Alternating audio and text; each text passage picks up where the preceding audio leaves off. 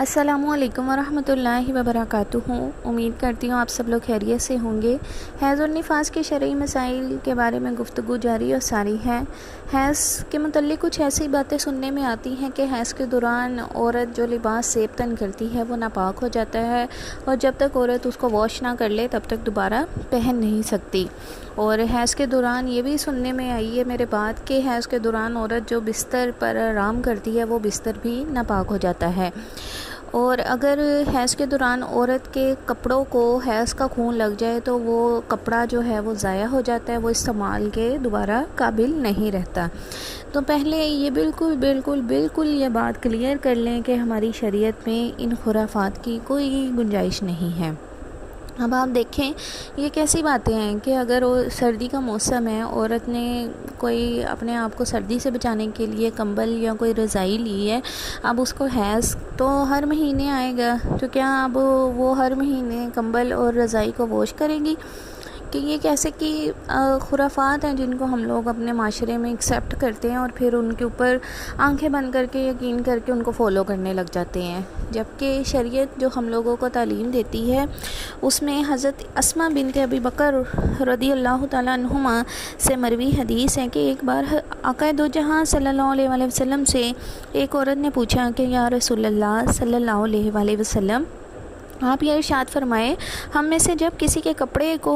Has का खून लग जाए तो वो क्या करे? तो आक़ा करीम सल्लल्लाहु अलैहि वसल्लम ने इरशाद फरमाया, जब तुम में से किसी के कपड़े को हैज़ का खून लग जाए तो इसे चाहिए कि इसे खुर्च कर पानी से धो ले, फिर इसमें नमाज पढ़े। देखें, अब हम लोगों को इस हदीस से पहली तो ये बात मालूम होती है कि शरीयत का इल्म आक़ा करीम सल्लल्लाहु अलैहि वसल्लम के ज़माने में भी औरतें सीखती थी। मतलब ये कि शरअ में कोई शर्म नहीं होनी चाहिए। ये जो खुराफात है ये शरीयत से दूरी और शरीयत का इल्म ना सीखने की वजह से है।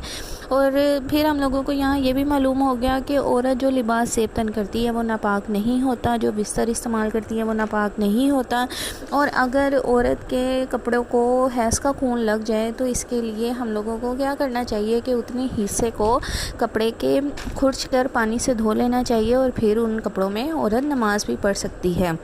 अच्छा, अब यहाँ पे एक बात ये क्लियर कर लें कि ये कपड़े धोना जो है ना ये इस नज़रिए से है कि अगर औरत के कपड़ों को हैज़ का खून लग जाए तो फिर उसको खुर्च कर अच्छे से धो लेना चाहिए। इस नज़रिए से नहीं कि मैंने इसको हैज़ के दौरान इस्तेमाल किया था और अगर हैज़ का खून नहीं लगा तो फिर कपड़े धोने की भी ज़रूरत नहीं है। मतलब ये कि अब किसी ने हैज़ के दौरान कोई लिबास पहना है, ठीक है, उसको हैज़ का खून नहीं लगा और हैज़ ख़त्म हो गया तो हैज़ के बाद वो औरत वो कपड़ों को बग़ैर धोए पहन के नमाज़ पढ़ सकती है। और अगर हैज़ का खून किसी कपड़े को लगा है तो उतने हिस्से को पानी से धो लेने से वो कपड़ा पाक हो जाता है, फिर उसको पहन के नमाज़ पढ़ी जा सकती है। अब यहाँ पे हम लोगों को ये बिल्कुल मालूम हो गया कि हैज़ वाली औरत के जिस्म से लगने की वजह से कपड़े नापाक नहीं होते। और सिर्फ़ कपड़े ही नहीं, हैज़ की हालत में औरत हुक्मी तौर पर नापाक होती है, जिसकी वजह से सिर्फ़ और सिर्फ नमाज और रोज़ा बाज़ मख़सूस कामों में शरीयत की तरफ से ममानत होती है। अलबत्ता इसका ज़ाहरी बदन पाक ही होता है। जैसे कि आप हैज़ वाली औरत का जूठा पानी भी पी सकते हैं और उसका जूठा खाना भी खा सकते हैं।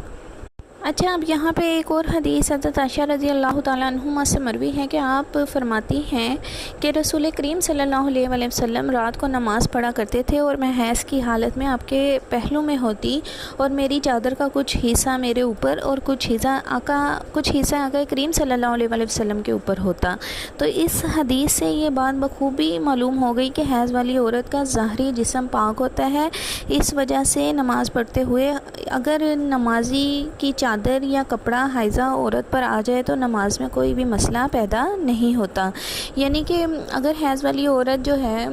वो आपके पास है और आप नमाज़ पढ़ रहे हैं, वो आपके पास बैठी है और उसके कपड़ों का कोई हिस्सा आपके साथ टच कर रहा है तो आप नापाक नहीं हो रहे और जो हैज़ का खून है वो नापाक है, ठीक है। इसके अलावा वो बिल्कुल पाक होती है। आप उसके जूठे गिलास में पानी भी पी सकते हैं, उसके साथ बैठ भी सकते हैं, बातें भी कर सकते हैं, हर चीज़ बिल्कुल ठीक है। ہے، کوئی اللہ معاف کرے یہ یہودیوں والی خرافات ہیں کہ یہودی جو تھے یہ اپنی عورتوں سے کراہت محسوس کرتے تھے، اور ہم لوگوں نے ان کے طور طریقوں کو اپنانا نہیں ہے، ہم لوگوں نے اپنی شریعت پہ عمل کرنا ہے جو ہمیں اللہ تعالیٰ نے آقا کریم صلی اللہ علیہ وسلم کے ذریعے ہم لوگوں کو تعلیمات دی ہیں۔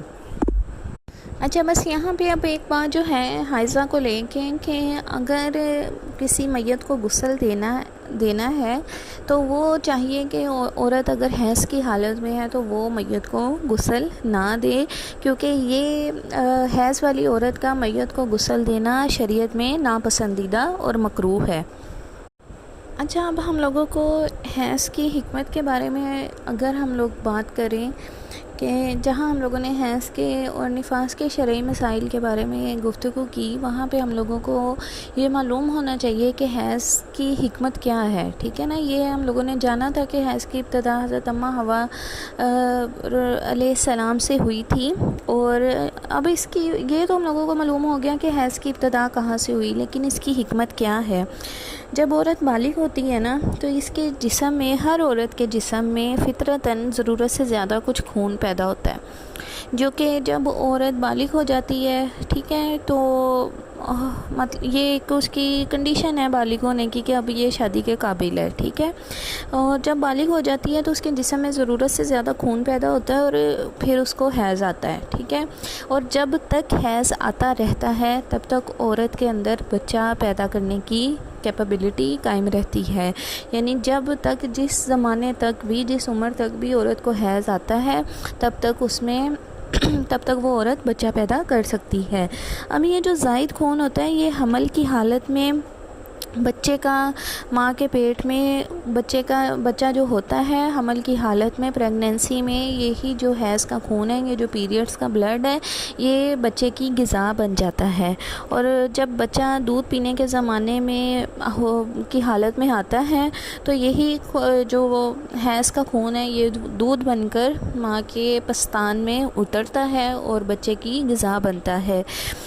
اور پھر جب نفاس بچے کے پیدا ہونے کے بعد جاری ہوتا ہے تو وہ جسم سے مختلف بیماریاں عورت کی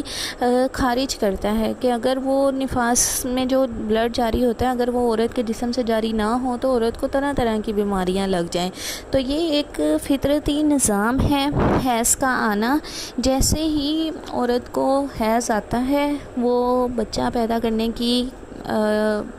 ایک صلاحیت اس کے اندر پیدا ہو جاتی ہے، اور جس عمر تک آتا رہے تب تک اس میں بچہ پیدا کرنے کی صلاحیت ہوتی ہے، اور یہی جو زائد خون ہے یہ ماں کے پیٹ میں پریگننسی کے دوران بچے کی غذا بنتا ہے، اور پھر جب ماں دودھ پلاتی ہے تو یہی خون جو ہے وہ بچے کے لیے دودھ بن کر اترتا ہے۔ تو یہ اللہ تعالیٰ کا ایک بہت ہی خوبصورت فطرتی نظام ہے، اور ہم لوگوں کو یہ بہت زیادہ ضروری ہے کہ ہم لوگ اپنے حیض اور نفاس کے شرعی مسائل کے بارے میں گفتگو کریں اور ہم لوگ اس کو جانیں اور سیکھیں۔ تو اللہ تعالیٰ سے دعا ہے کہ اللہ تعالیٰ ہم لوگوں کو دین کا علم سیکھنے والا اور سکھانے والا بنائے۔ انشاءاللہ تعالیٰ اگلی ویڈیو میں اس سے بھی زیادہ کچھ نئے پوائنٹس کے ساتھ آپ لوگوں کے ساتھ حیض اور نفاس کے شرعی مسائل ڈسکس کیے جائیں گے۔ تو تب تک کے لیے اپنا بہت زیادہ خیال رکھیے، اور اللہ تعالیٰ سے اپنے لیے بھی، ہمارے ملک کے لیے بھی، اور فلسطینی بھائی بہنوں کے لیے بھی بہت زیادہ دعائیں کیجیے، اور مجھے بھی اپنی دعاؤں میں خصوصی یاد رکھیے۔ اللہ حافظ۔